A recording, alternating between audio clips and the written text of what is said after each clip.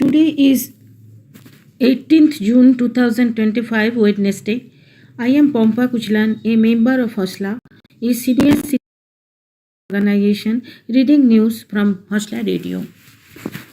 13 billion year old cosmic dawn signal captured by ground-based telescope, a breakthrough in tracing the origin of universe. In a rare and remarkable achievement, scientists have detected a 13 billion year old microwave signal from a period known as the cosmic dawn. It is a time just after the Big Bang when the first stars and galaxies began to form. What makes the achievement remarkable is that the signal was picked up not from space but using Earth-based telescopes situated at high altitudes in the Andes Mountains of northern Chile. The discovery was made by astrophysicists from the class that is Cosmology Large Angular Scale Surveyor project. The project is funded by the US National Science Foundation. These signals of polarized microwave radiation will provide rare insights into early universe and reveal how first cosmic structures influenced light left over from the Big Bang. This is the first time such a faint and ancient signal has been observed from the ground. The breakthrough was achieved by the team led by Professor Tobias Marriage of Johns Hopkins University. The major feat defies previous assumptions that these signals could only be detected using space telescope due to the many technological obstacles faced by ground observations. Cosmic dawn refers to the time period between roughly 50 million and 1 billion years after the Big Bang. This is the period when the first stars, galaxies, and black holes began to form. It was like a dawn for the universe. Before this phenomena, the universe was in dark, neutral state with no sources of light. The earliest stars, also known as population 3 stars, ignited nuclear fusion and emitted intense ultraviolet radiation that lit up the universe and began the process of reionization. This radiation ionized the surrounding hydrogen gas, which allows light to travel freely through space for the first time. That light, actually a microwave signal dating back 13 billion years, was detected by ground-based telescope in the Andes, which will provide insight to study the universe in more detail. A remarkable scientific achievement of the mankind. It is published just few days back, June 11, 2025. Now coming to our living planet of solar system with several news, national and international. 17 June 2025.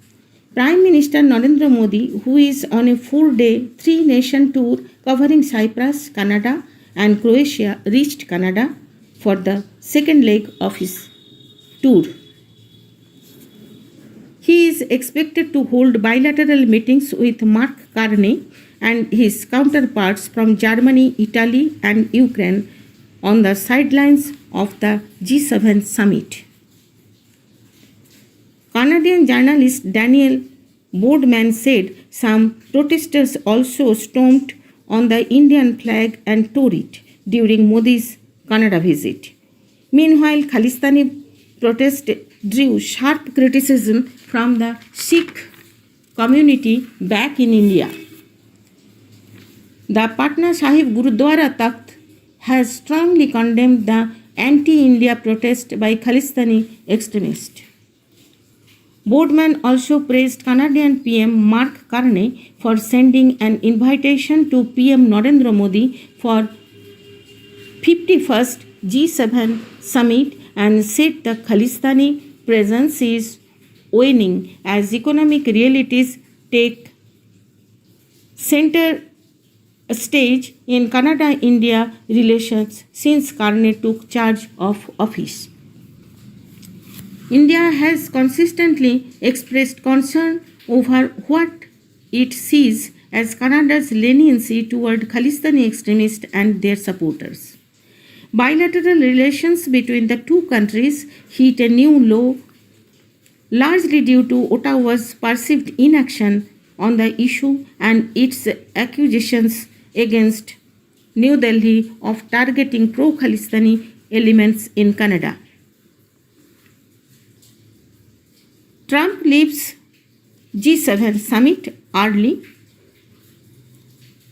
warning Tehran to evacuate. US President Donald Trump left the G7 summit in Canada early, warning people in Tehran they should evacuate immediately. His departure fueled speculation about US involvement in the Israel-Iran war.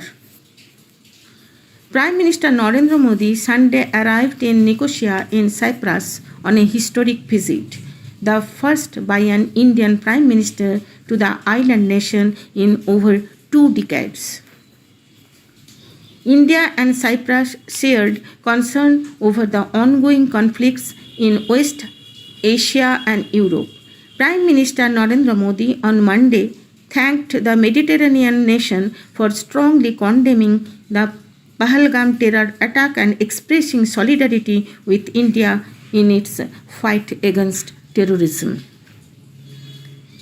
US President Donald Trump will meet Pakistan's Army Chief, General Syed Asim Munir, who is in Washington on an official visit. Munir is also expected to meet with Secretary of State Marco Rubio and Defense Secretary Pete Hegseth on his US trip, according to a report by Pakistani Daily Dawn. The timing of the meeting is critical, as it comes during an escalating high-stakes conflict between Israel and Iran. Pakistan shares a border with Iran, and its geopolitical location as a frontline state in the war is strategically crucial for the US, especially if Washington decides to get directly involved in the conflict.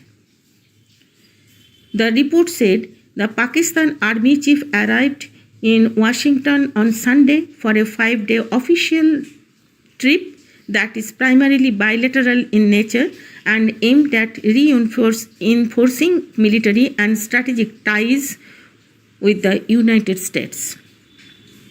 This is Munir's first official visit to the US since the military conflict with India following the deadly terror attack on terrorists in Jammu and Kashmir's Pahalgam killed 26 civilians on April 22.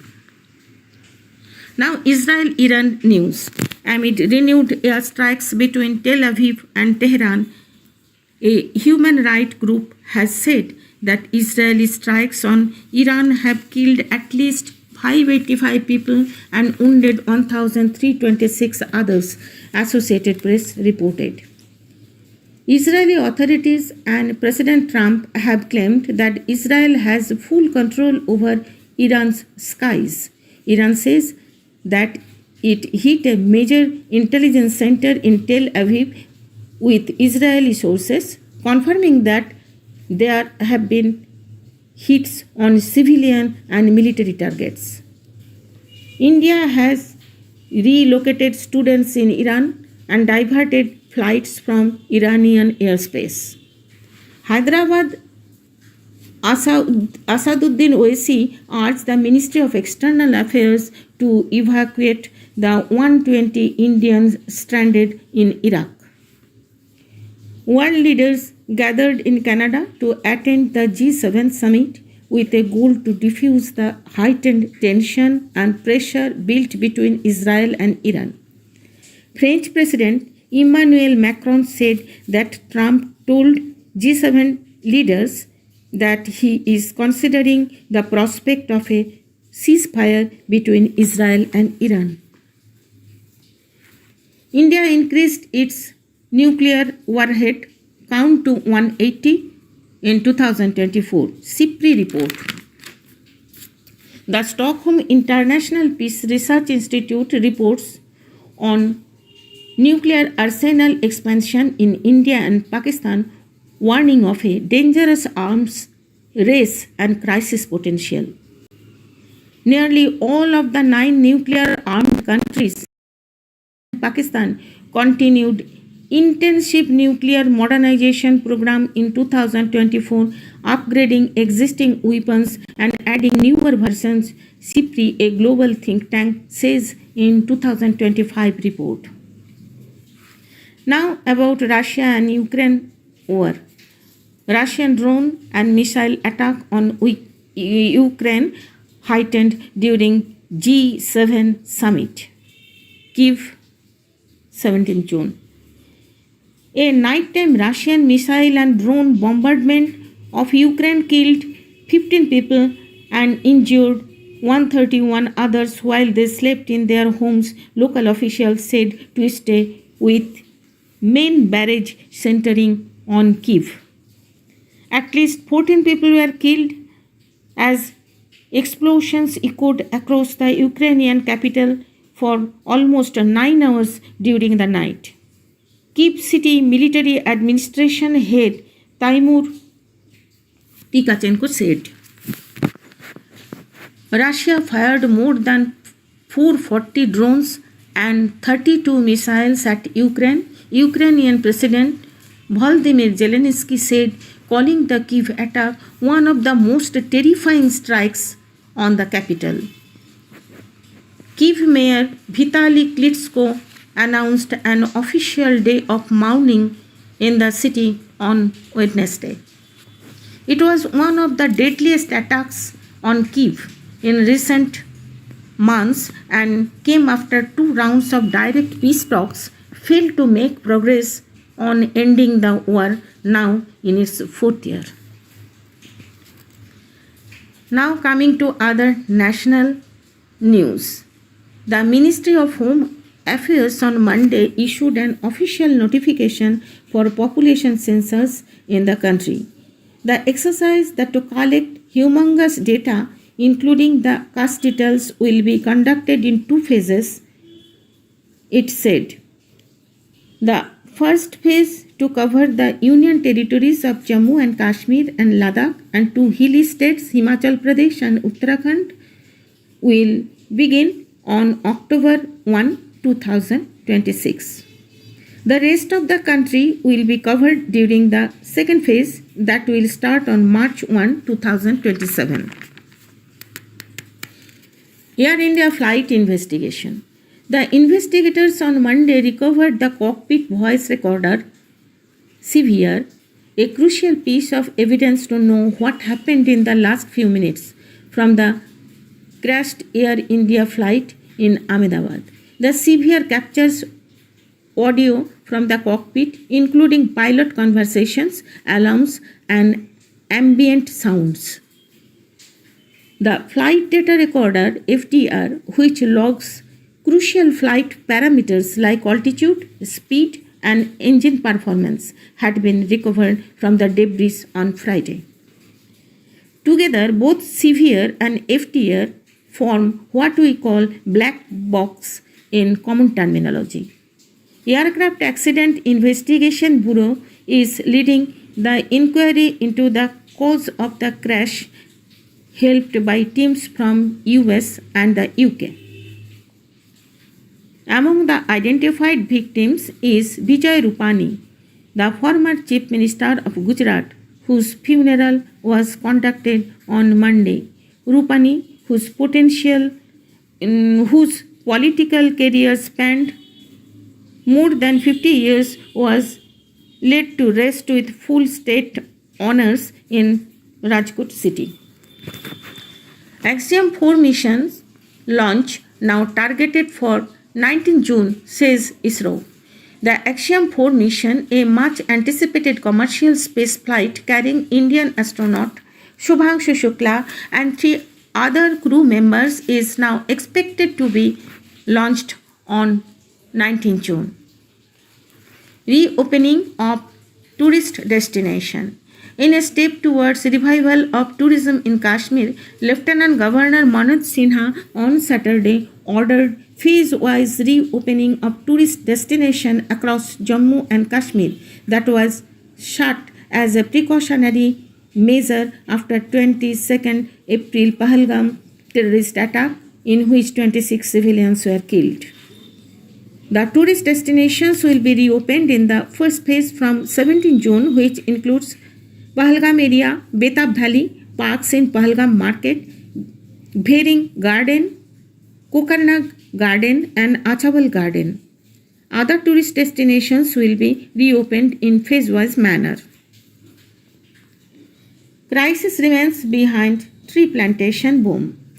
Tree planting has become the new buzzword in climate action.